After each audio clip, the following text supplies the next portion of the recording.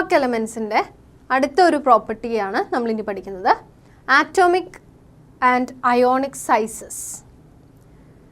ആറ്റംസിൻ്റെയും അയോൺസിൻ്റെയും സൈസ് സാധാരണയായിട്ട് ആറ്റോമിക് റേഡിയയുടെയോ അല്ലെങ്കിൽ അയോണിക് റേഡിയയുടെയോ ടേംസിലാണ് റെപ്രസെൻ്റ് ചെയ്യുന്നത്. നമുക്കറിയാം 3D series, 4D series, 5D series, 6D series എന്നിങ്ങനെ 4 വ്യത്യസ്ത പീരീഡുകളായിട്ടാണ് എലമെൻസിനെ ഡി ബ്ലോക്കിൽ അറേഞ്ച് ചെയ്തിട്ടുള്ളത്. ഓരോ സീരീസിലും അല്ലെങ്കിൽ ഓരോ പീരീഡിലും ലെഫ്റ്റ് നിന്ന് റൈറ്റിലേക്ക് പോകുന്തോറും ആറ്റോമിക് സൈസിന് എന്ത് മാറ്റമാണ് ഉണ്ടാകുന്നത്? ജനറലി പറയുകയാണെങ്കിൽ in a period on moving from left to right the atomic and ionic radii decreases. നമ്മൾ ചെറിയ ക്ലാസ്സുകളിൽ പഠിച്ചിട്ടുണ്ട്, ഒരു പീരീഡിൽ ലെഫ്റ്റിൽ നിന്നും റൈറ്റിലേക്ക് പോകുന്തോറും atomic and ionic size decrease ചെയ്തു വരുന്നു അല്ലെങ്കിൽ കുറഞ്ഞു വരുന്നു. എന്തുകൊണ്ടാണത്? This is due to increase in nuclear charge. ഇവിടെ ഡി ബ്ലോക്ക് എലമെൻസിൻ്റെ ഓരോ സീരീസിലെയും ഇലക്ട്രോൺസിൻ്റെ ഇലക്ട്രോണിക് കോൺഫിഗറേഷൻ പരിശോധിക്കുമ്പോൾ ഓരോ ആറ്റംസ് കഴിയുമ്പോഴും ആറ്റമിക് നമ്പർ കൂടുന്നു അല്ലേ? ഓരോ എലമെൻറ്റ്സ് കഴിയുന്തോറും ആറ്റമിക് നമ്പർ കൂടുകയും ആറ്റമിക് നമ്പർ കൂടുന്നതിനനുസരിച്ചിട്ട് നമ്പർ ഓഫ് ഇലക്ട്രോൺസ് കൂടുകയും ചെയ്യുന്നു. ഇത്തരത്തിൽ ഇൻക്രീസ് ചെയ്യപ്പെടുന്ന ഇലക്ട്രോൺസ് ഒരേ ഡി ഓർബിറ്റിൽ തന്നെയാണ് ആഡ് ചെയ്യപ്പെടുന്നത്. ഉദാഹരണമായിട്ട് സ്കാൻഡിയം മുതൽ സിങ്ക് വരെയുള്ള എലമെൻസിനെ കൺസിഡർ ചെയ്താൽ ആറ്റോമിക് നമ്പർ 21 മുതൽ 30 വരെയായിട്ട് മാറുമ്പോൾ ഓരോ ഇലക്ട്രോൺ ആഡ് ചെയ്യുന്നതിനനുസരിച്ചും ഡി ഓർബിറ്റലിലെ ഇലക്ട്രോൺ ആണ് കൂടുന്നത്. ഇത്തരത്തിൽ ഡി ഓർബിറ്റലിലേക്ക് അല്ലെങ്കിൽ സെയിം ഓർബിറ്റലിലേക്ക് തന്നെയാണ് ഇലക്ട്രോൺസ് ആഡ് ചെയ്യപ്പെടുക. അതോടൊപ്പം തന്നെ ന്യൂക്ലിയർ ചാർജും കൂടുന്നു. എന്തുകൊണ്ടാണ് ന്യൂക്ലിയർ ചാർജ് കൂടുന്നത്? ഓരോ ഇലക്ട്രോൺ ആഡ് ചെയ്യുന്നതിനനുസരിച്ചും ന്യൂക്ലിയസിൽ ഉള്ള പ്രോട്ടോണിൻ്റെ എണ്ണവും കൂടുന്നു. പ്രോട്ടോണിൻ്റെ എണ്ണം കൂടുമ്പോൾ ന്യൂക്ലിയർ ചാർജ് കൂടും. ഇപ്പം ന്യൂക്ലിയർ ചാർജ് കൂടുമ്പോൾ എന്താ സംഭവിക്കുക? ന്യൂക്ലിയസിൻ്റെ ചാർജ് കൂടുമ്പോൾ ഇലക്ട്രോൺസിനെ കൂടുതൽ സ്ട്രോങ് ആയിട്ട് അങ്ങ് അട്രാക്റ്റ് ചെയ്യും. അതിൻ്റെ ഫലമായിട്ട് on moving from left to right across a period there atomic size decreases. ഒന്നാമത്തെ കാരണം ഇൻക്രീസിങ് ന്യൂക്ലിയർ ചാർജ്. രണ്ടാമത്തെ കാരണം the electrons are added to the same D orbital. മാത്രവുമല്ല ഡി ഓർബിറ്റലിലെ ഇലക്ട്രോൺസിന് പുവർ ഷീൽഡിംഗ് ഇഫക്റ്റ് ആയതുകൊണ്ട് തന്നെ the force of attraction between the nucleus and the electrons getting increases and the size decreases from left to right. ഇവിടെ നമുക്ക് കാണാം, ഇവിടെ അതിൻ്റെ ഒരു പിക്ചോറിയൽ റെപ്രസെൻറ്റേഷൻ കൊടുത്തിട്ടുണ്ട്. ഈ ഗ്രീൻ കളറിൽ കാണിച്ചിരിക്കുന്നത് സ്കാൻഡിയം മുതൽ സിങ്ക് വരെയുള്ള എലമെൻസിൻ്റെ ആറ്റോമിക് റേഡിയ അല്ലെങ്കിൽ അയോണിക് റേഡിയയുടെ വേരിയേഷനാണ്. ഇവിടെ സ്കാൻഡിയം മുതൽ സിങ്ക് വരെ വരുമ്പോൾ ഇവയുടെ ആറ്റോമിക് സൈസ് ആൻഡ് അയോണിക് റേഡിയ കുറഞ്ഞു വരുന്നതായിട്ട് കാണാം. എന്നാൽ ഈ ഒരു കുറഞ്ഞു വരുന്നതിൻ്റെ മാഗ്നിറ്റ്യൂഡ് വളരെ കുറവാണ്. നമ്മൾ സാധാരണയായിട്ട് എസ് ബ്ലോക്ക് എലമെൻസിനെയൊക്കെ പഠിക്കുമ്പോൾ അവയിൽ ഓരോ എലമെൻസും കഴിയും തോറും ആറ്റമിക് നമ്പർ കൂടുന്നതിനനുസരിച്ചിട്ട് അവയുടെ ആറ്റമിക് സൈസ് ഡിക്രീസ് ചെയ്യുന്നത് വളരെയധികം മാഗ്നിറ്റ്യൂഡ് കൂടുതലായിരുന്നു. അതായത് നമുക്ക് പെട്ടെന്ന് തന്നെ മനസ്സിലാവുമായിരുന്നു. ഇവിടെ നോക്കൂ, ഇവിടെ വളരെ ചെറിയ രീതിയിലുള്ള ആറ്റോമിക് ഓർ അയോണിക് റേഡിയ ഡിക്രീസ് മാത്രമേ കാണിക്കുന്നുള്ളൂ, വലിയൊരു ഡിക്രീസ് ഇല്ല. മാത്രവുമല്ല ഇവിടെ 4D സീരീസും 5D സീരീസും കൺസിഡർ ചെയ്യുമ്പോൾ അവ തമ്മിൽ സൈസിൽ വലിയ വ്യത്യാസവും കാണുന്നില്ല. അത് എന്തുകൊണ്ടാണ് എന്നൊക്കെ നമുക്ക് പഠിക്കേണ്ടതായിട്ടുണ്ട്. അപ്പോൾ ഓർക്കണം, ഡി ബ്ലോക്ക് എലമെൻസിൽ left to right in a period atomic or ionic size decreases, but the decrease in the magnitude of decrease in the atomic size or ionic size is very less. വളരെ ചെറിയ രീതിയിലുള്ള വ്യത്യാസം മാത്രമേ ഓരോ elements തമ്മിലും കാണിക്കുന്നുള്ളൂ. ഇങ്ങനെ കുറഞ്ഞു കുറഞ്ഞു വന്നതിന് ശേഷം അത് എൻഡ് ആവുമ്പോൾ, സീരീസിൻ്റെ ഏറ്റവും ലാസ്റ്റ് ആവുമ്പോൾ നമുക്ക് കാണാം ആറ്റമിക് ഓർ അയോണിക് സൈസ് ചെറുതായിട്ട് കൂടുന്നത്. എന്താണ് അതിനുള്ള കാരണം? അതൊന്ന് നോക്കൂ. At the end of the each series the size of the element increases due to increase in the magnitude of repulsive forces between the electrons. ഇവിടെ അൺപെയർഡ് ഇലക്ട്രോൺസ് തമ്മിലുള്ള റിപ്പൽഷൻ്റെ മാഗ്നിറ്റ്യൂഡ് കൂടുന്നതിനനുസരിച്ചിട്ടാണ് ഇവിടെ ആറ്റമിക് സൈസ് കൂടി വരുന്നതായിട്ട് കാണാം. ആറ്റമിക് സൈസിനെ പറ്റിയിട്ടും ionic സൈസിനെ പറ്റിയിട്ടും കുറച്ചുകൂടെ കാര്യങ്ങൾ നമുക്ക് ഓർക്കാനുണ്ട്. ഇപ്പോൾ ജനറൽ ആയിട്ടുള്ള കാര്യങ്ങൾ ഒന്നും കൂടെ ഓർക്കണം. In general for D block elements atomic size and ionic size decreases from left to right across a period with increasing in the atomic number. This is due to increasing in nuclear charge and the electron is added to the same orbital, same d orbital. എന്നാൽ ഇതിൻ്റെ size decrease ചെയ്യുന്നതിൻ്റെ magnitude വളരെ കുറവാണ്. ഓരോ സീരീസിൻ്റെയും end എത്തുമ്പോൾ എന്ത് സംഭവിക്കും? അവിടെ ആറ്റമിക് സൈസിൽ ചെറിയ ഒരു ഇൻക്രീസ് ഉണ്ട് between the electrons. This is due to the increase in repulsion between the electrons.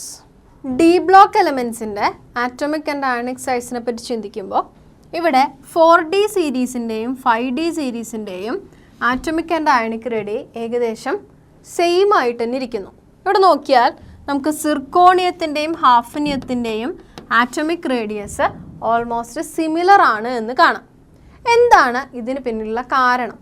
എന്തുകൊണ്ടാണ് 3D സീരീസും 4D സീരീസും തമ്മിൽ കാണിക്കുന്ന ആറ്റമിക് റേഡിയസ് ഡിഫറൻസും എന്നാൽ 4D സീരീസും 5D സീരീസും തമ്മിൽ കാണിക്കുന്ന ആറ്റമിക് റേഡിയസ് ഡിഫറൻസും ഒരുപോലെ അല്ലാത്തത്?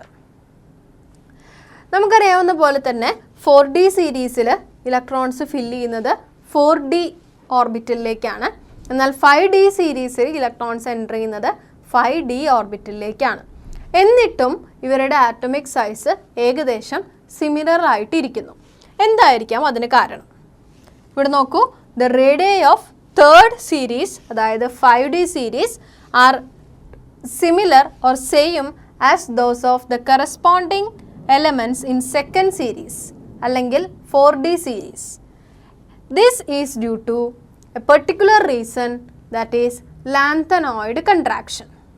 എന്തുകൊണ്ടാണ് ഇവർ സെയിം ആയിട്ടിരിക്കുന്നത്? This is due to lanthanoid contraction. എന്താണ് ഈ ലാന്തനോയിഡ് കൺട്രാക്ഷൻ? ഇവിടെ ഉള്ള എലമെൻസിനെ നമ്മൾ കൺസിഡർ ചെയ്യുകയാണെങ്കിൽ 5D സീരീസിൽ, അതായത് ഇവിടെ റെഡ് കളറിൽ mark ചെയ്തിരിക്കുന്നതാണ് 5D series.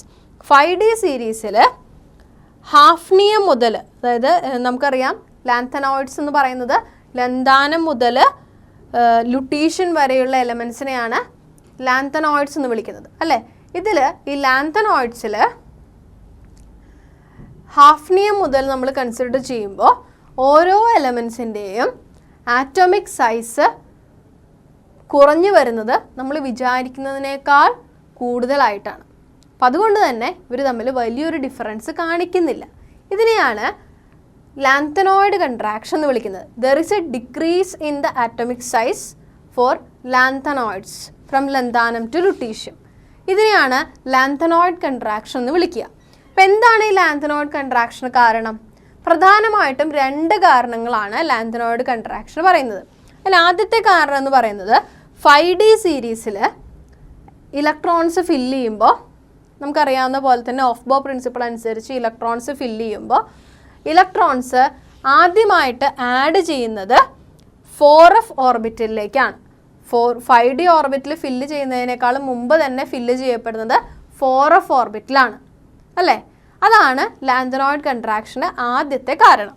The filling of 4f orbital before 5D orbital results in regular decrease in the atomic radius.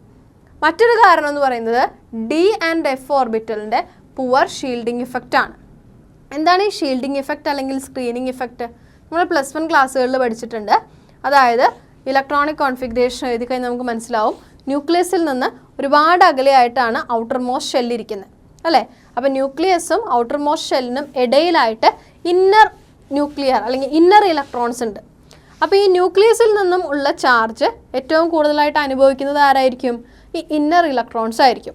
Outer electrons ന്യൂക്ലിയസിൽ നിന്ന് ഒരുപാട് അകലെ ആയതുകൊണ്ട് അത്രയധികം ന്യൂക്ലിയസിൻ്റെ ചാർജ് കൊണ്ട് അവർ എഫക്റ്റഡ് ആയിരിക്കില്ല അല്ലേ?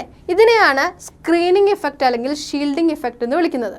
ഇവിടെ ഇന്നർ ഇലക്ട്രോൺസ് ന്യൂക്ലിയസിൻ്റെയും ഔട്ടർ ഇലക്ട്രോൺസിൻ്റെയും ഇടയിൽ ഒരു സ്ക്രീനായിട്ടാണ് പ്രവർത്തിക്കുന്നത്.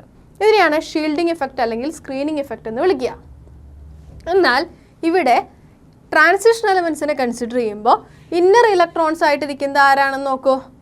നമുക്കറിയാം ഇപ്പോൾ 3D സീരീസും 4D സീരീസും 5D സീരീസും കൺസിഡർ ചെയ്താൽ ന്യൂക്ലിയസ്, അതുകൂടാതെ ഔട്ടർ ഷെല്ല് വരുന്നത് എസ് ഓർബിറ്റൽ, ഇന്നർ വരുന്നത് ആരൊക്കെയാണ്? ഡി ഓർബിറ്റൽസും അതുപോലെ തന്നെ എഫ് ഓർബിറ്റൽസും ആണ്. എന്നാൽ ഈ ഡി ഓർബിറ്റൽസിനും എഫ് ഓർബിറ്റൽസിനും ബാക്കിയുള്ള എസ് ഓർബിറ്റലിനെയോ പി ഓർബിറ്റലിനെയോ അപേക്ഷിച്ച് സ്ക്രീനിങ് എഫക്റ്റ് അല്ലെങ്കിൽ ഷീൽഡിംഗ് എഫക്റ്റ് കുറവാണ്. അവയുടെ സൈസും സ്ട്രക്ചറും ഒക്കെ തന്നെയാണ് അതിന് കാരണം. ഇങ്ങനെ ഡി ഓർബിറ്റലിൻ്റെയും എഫ് ഓർബിറ്റലിൻ്റെയും സ്ക്രീനിങ് എഫക്റ്റ് വളരെ കുറവായതുകൊണ്ട് തന്നെ ഈ ന്യൂക്ലിയസിൻ്റെ ചാർജ് കംപ്ലീറ്റ് ആയിട്ടും ഔട്ടർ മോസ്റ്റ് ഷെല്ലിലുള്ള എസ്സിലുള്ള ഇലക്ട്രോൺസിന് കിട്ടും. അപ്പോൾ ഈ ന്യൂക്ലിയസ് വളരെ കാര്യമായിട്ട് എസ് ഓർബിറ്റലിൽ ഇരിക്കുന്ന ഇലക്ട്രോൺസിനെ അട്രാക്റ്റ് ചെയ്യും. അതിൻ്റെ ഫലമായിട്ട് എന്ത് സംഭവിക്കും?